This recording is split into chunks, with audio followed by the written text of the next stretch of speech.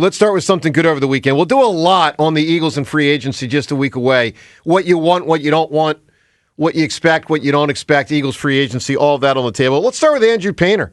I'm sure some of you saw it, some of you didn't. He looked really sharp, 6 up, 6 down. Threw a lot of strikes, had a couple of pitches, a little high and outside and all that. But 6 up, 6 down, played, pitched very well.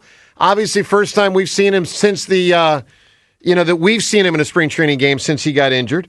Matter of fact, let's listen to JT. He caught him. He had the best spot of all, catching Andrew Painter yesterday. Let's listen to what JT said afterwards. He looked good. I thought his command was great. He was attacking the strike zone.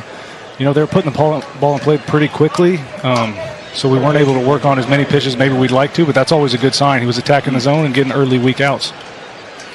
Anything in particular that you looked like he had a really good life on his fastball today? Yeah, the fastball looked really good.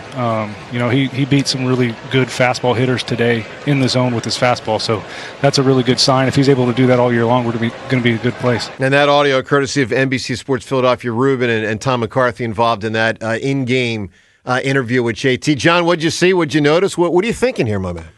I saw carry. I saw a fastball.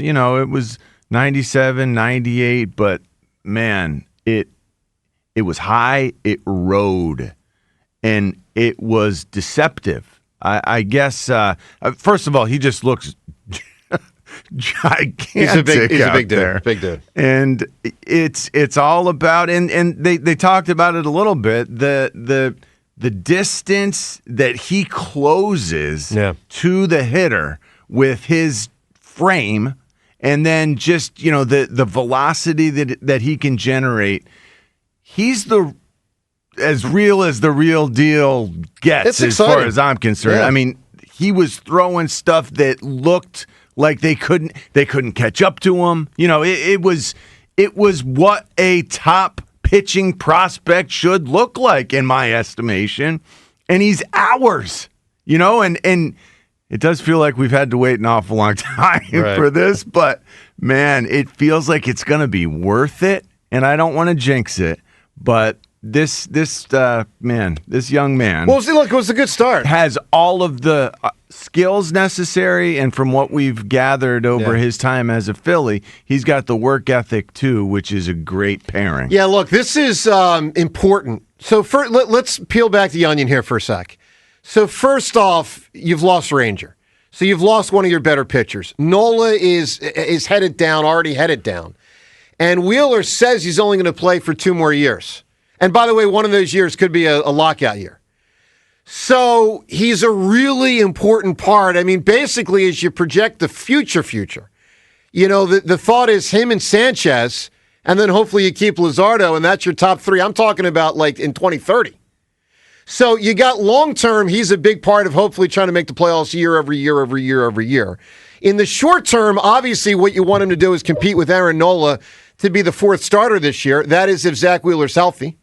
So it's like, who's my, I'm going to go there 7 months in advance. Who's my playoff starter for start number 4? So Painter's very important from that standpoint. But here's the other thing I'd say, and maybe this is the most important of all in the here and now, to give a fan base lacking adrenaline, some adrenaline and a shot in the arm where, let's be frank, a lot of people are really freaking frustrated with the Phils, with what they did not do this offseason, and obviously what they have not done in past Octobers. And I ask you at 215-592-9494, your reaction to seeing Painter. If you missed it, just know this, it was 6 up, 6 down. And really 2 things, just in general how excited you are. But if you're from that group that's been down on the Phils, James, does this provide you with some adrenaline on the Fighting Phils? Yeah, so I felt something yesterday that I've not felt so far this offseason / spring training. Hope? Yeah, I felt hope, and it might not just be for this year, but just overall, watching that kid and him coming back. And I thought his interview after, he sounded so composed, so confident, so exactly what you want to hear from a pitcher. It's so important to be confident. look, it was 20 pitches. I can't, I'm not going to overreact. I'm sure it'll get sharper, it'll get better, but I felt hope yesterday, man. I was like, this guy could be in my life for the next decade. This guy could be a big part of my life the next decade. Zoe will be an adult. That was my thought. It's like Zoe's going to know this, who this guy is as an adult. So yeah, it was really exciting. All right, so the Painter thing. Also, after Painter, I was very encouraged that Alvarado looked the way Alvarado looked. Yeah. Because I just had no idea. I didn't know what it looked like coming off the juice. But his sinkers hitting 98. He's hitting 99, 100. He looked the same. Yeah, who also looked the same? Batters 1 through 4, 0 for 11. And they weren't your typical 0 for 1 through 4 because a lot of guys have left for the World Baseball Classic. But I did notice.